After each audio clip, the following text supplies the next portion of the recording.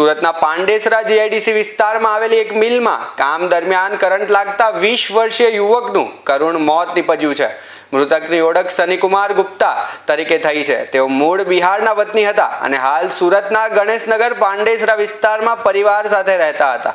મળતી માહિતી મુજબ રાત્રે અંદાજે 1 થી 1:30 વાગ્યાના સમયગાળા દરમિયાન મિલમાં કામ કરતી વખતે તેમને ગંભીર અચાનક કરંટ લાગ્યો હતો। ગંભીર હાલતમાં તેમને સારવાર માટે ખસેડવાની તજવીજ હાથ ધરવામાં આવી, પરંતુ તેમનું મોત થયું હતું। ઘટનાની જાણ થતાં જ પરિવારો તાત્કાલિક મિલ ખાતે દોડી આવ્યા હતા। ઘટનાને પગલે વિસ્તારમાં શોકનો માહોલ છવાયો છે। પાંડેસરા પોલીસે અકસ્માતનો મોતનો ગુનો નોંધી સમગ્ર મામલે તપાસ શરૂ કરી છે। પોલીસ ઘટનાના કારણો, સુરક્ષા વ્યવસ્થામાં કોઈ બેદરકારી છે કે નહીં તેમજ અન્ય તમામ પાસાઓની તપાસ હાથ धरी रही है। दिलीप सिंह। दिलीप भाई, आप कहाँ कितने सालों से क्या पे काम करते हो?